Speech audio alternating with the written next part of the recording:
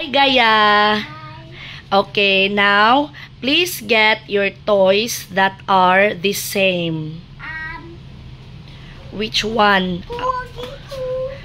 Okay, please show it to Mama. One at a time, one at a time. One at a time. Okay, which one are the same? Okay. Gaya, I have something to ask you, Gaya. You have toys there. You have Jollibee and the glass.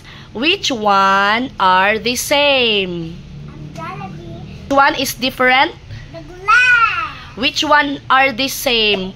Jollibee. Okay.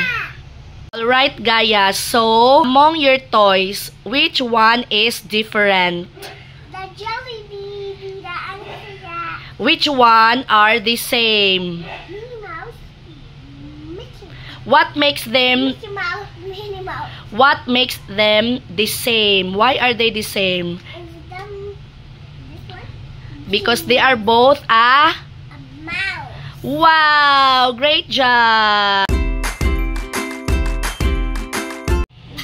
mouse is here. The spoon is here. The fork is here.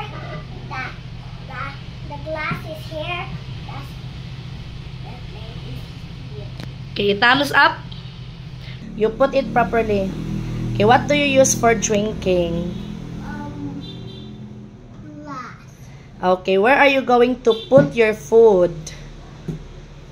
Plate. On the plate. What do you use when you eat? Spoon and fork. Very good. How about when you cut something on your plate? What are you going to use? What? Okay, put it properly. Careful. Alright, say good job. Good job. When you drink, what do you use? Wow, glass. Very good. What do you use for eating?